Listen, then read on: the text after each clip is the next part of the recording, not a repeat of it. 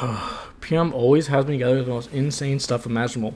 Oh, get me milk. I travel across the world. Can you get me alligator meat? Better travel to dinosaur times to get the reptile meat. I'm so tired. Tell me about it. I've been gone for a while, so I'm not caught up. Imagine how happy I was when she said she only wanted lobster. So here I am looking for lobster on the beach. Well, that's weird. I don't see any lobsters here. She gave me a map to lobsters, and it leads to this beach, so I'm sure it's just a matter of time before I get some. Wait, the map just ends here? Yup, just a big ol' X right where I am. Okay, what was that? Beats me, I'm just looking for lobsters. What in the hell? I haven't seen that before. I'll pay it no mind, I just want to catch some lobsters. God damn it, I knew that Piam wouldn't let me have it easy. I'll get my sword. Wait, you're not gonna just leave me here? Right?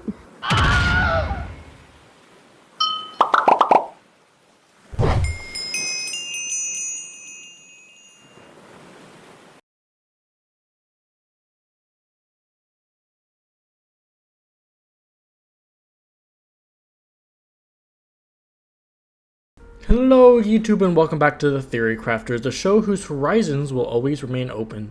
Speaking of horizons, have you guys noticed a new floating structure on Minecraft's horizon? I have, and it's enormous.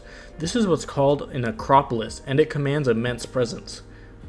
This is the abode of the new boss of Cataclysm known as Scylla, a boss based on a creature by the same name present within Greek mythology. Fitting, considering that an Acropolis is defined as an elevated, fortified area in a Greek city, such as Athens. So, without further ado, let's explore the history of Scylla's legend, and as well as her depiction in El Ender's Cataclysm.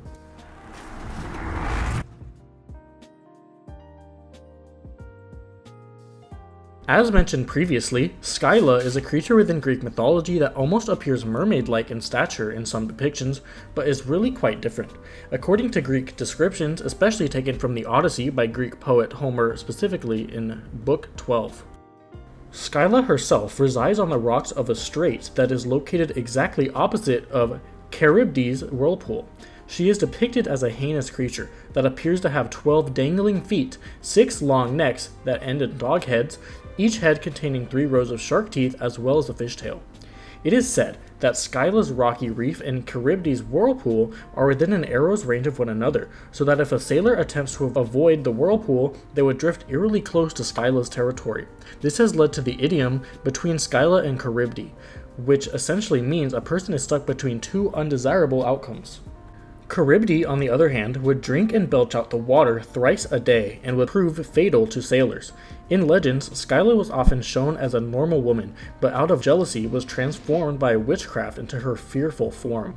In Charybdis' legend, she is said to be the daughter of Poseidon.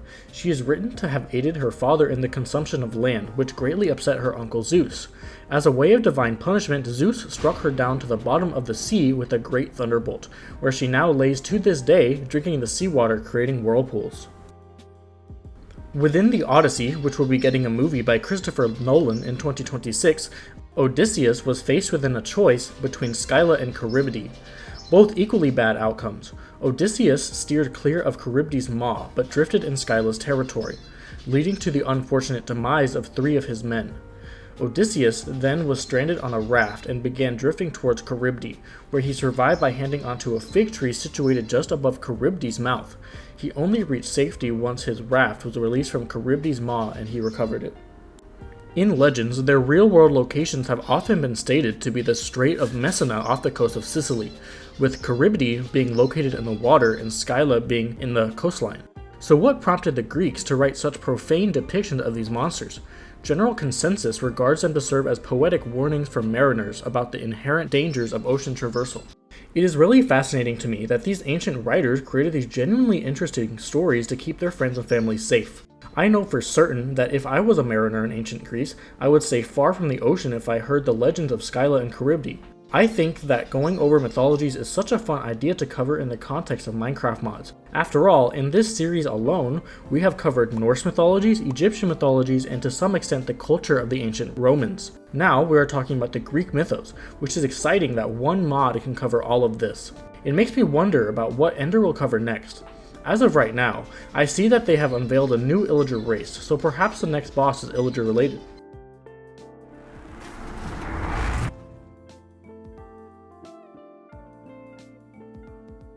So now that we have covered what the Legend of Scylla is, how well did it translate over to Minecraft? Well, there were certainly many artistic liberties taken when built as a Minecraft boss. For one, Scylla herself looks more like a traditional war woman with heavy armor and a weapon that is an enormous anchor. However, an interesting part of her design is taken from a boss we have covered previously, Maledictus. Scylla almost appears ghostly in shape, almost like a spirit brought back to life similar to Maledictus. It appears her design is made from gold and sea stone. Sea stone is the main building block of Scylla's Acropolis and is quite frankly a beautiful block to mess with. Sea stone itself is crafted with what's called a lacrima, which is a teardrop shaped crystal gem. This makes sense as the word lacrima is a Latin word for tear. In some media, lacrima is considered a magical gem that enhances spell power.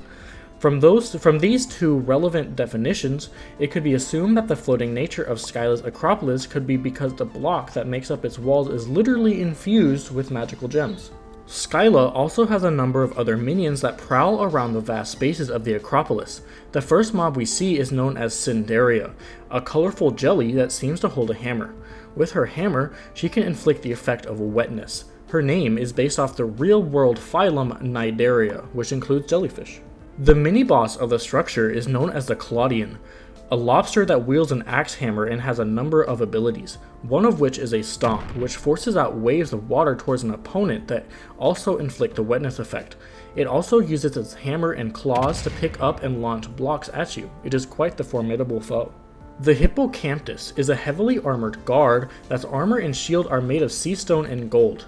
Its attack variety is quite limited, as it mainly uses its spear and shield to attack as you would expect. These are based on Greek mythology as well. The hippocampi within Greek mythology are animals with the front half of a horse and the back half of a fish. They are described as the chariot drivers of Poseidon. The final two creatures that call this place their dwelling are the Symbiocto and the Urchinkin. The Urchinkin are like little runts that are mostly found within the Acropolis but can also be occasionally found elsewhere in the world. Similar to the deeplings we covered in our video on the Leviathan. While they look unassuming in appearance, these little guys can roll up in little balls and drive themselves into a player, inflicting them with poison. They are based on the class of animals known as Echinoidea, which includes sea urchins. The Symbiocto is the unholy fusion of octopi and symbiosis. I'm sure most of you are familiar with the term symbiosis. If you've ever seen Venom or Spider-Man 3, you'll know. For those who don't, symbiosis is a type of biological relationship that benefits both living organisms. For example, a bee and a flower is an example of a symbiotic relationship, as the bee gets the sweet nectar while the flower gets to spread its pollen to other flowers. In the case of the Symbiocto, the octopus would find itself a host, most often a drowned, and stick to its head. This becomes what's called an octohost, which is a drowned zombie with an octopus for a head. While this initially seemed like a case of parasitism, with the octopus playing the role of a parasite, we know that it is likely a symbiotic relationship given the name. What benefit the drowned is reaping we don't know, but it doesn't seem to initially harm the drowned.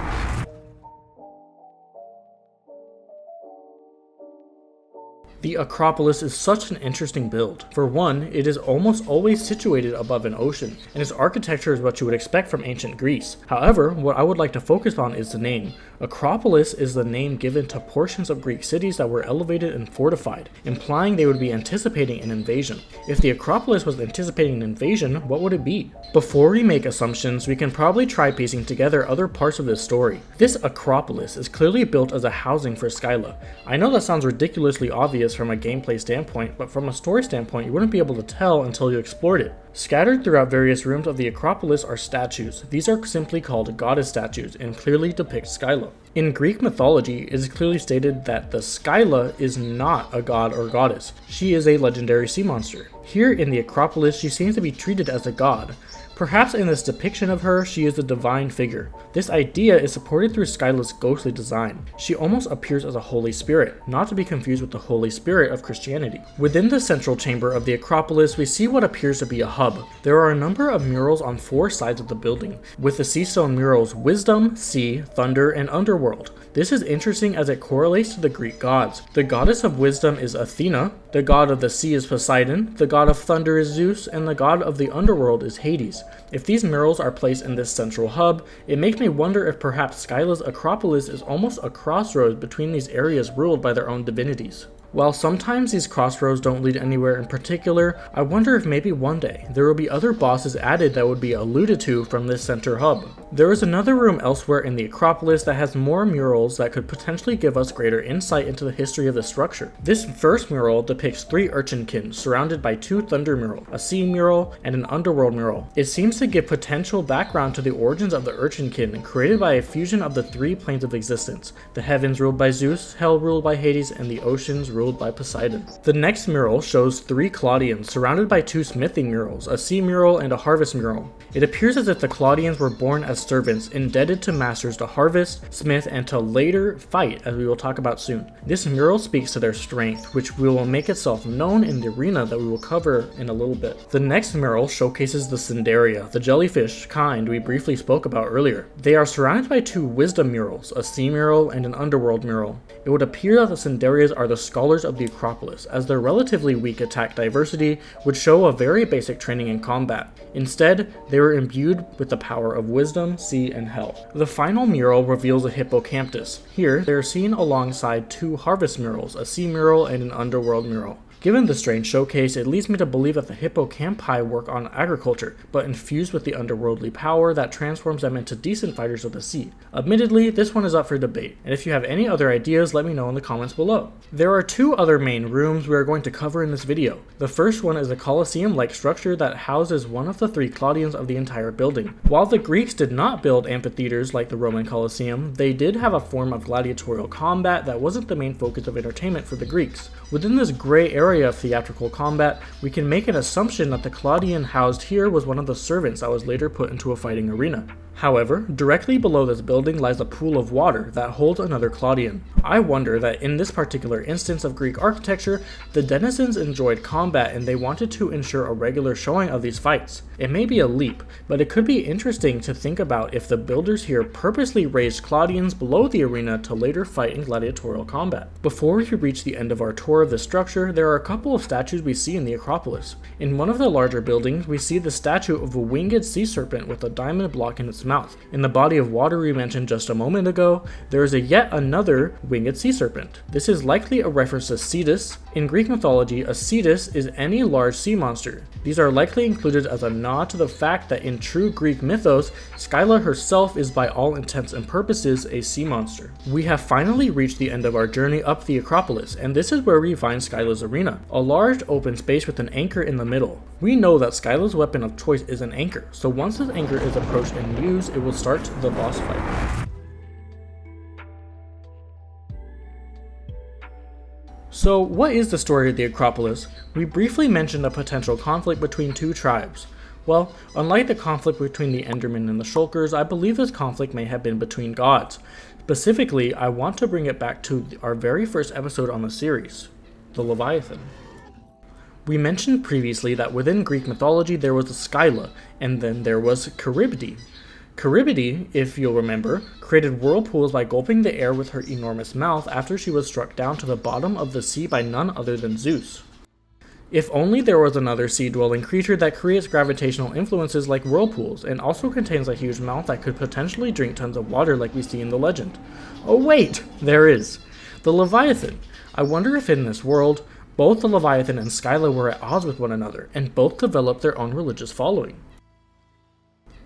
These conflicting religious views would eventually lead to not only the followers fighting one another, but the gods fighting one another as well.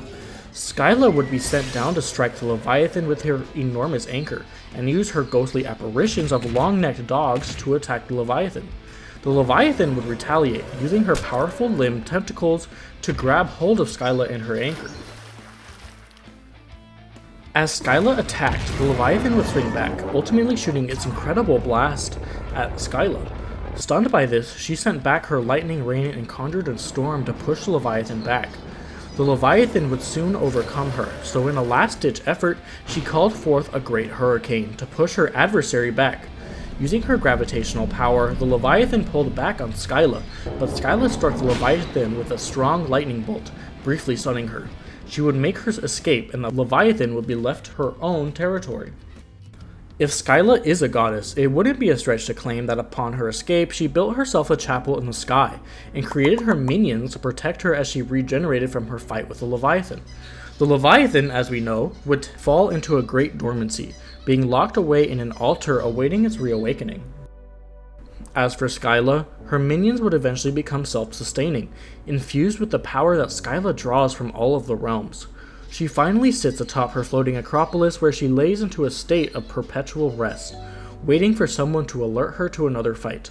This resting spot is her anchor, intended to keep her situated as she regenerates from her battle long ago.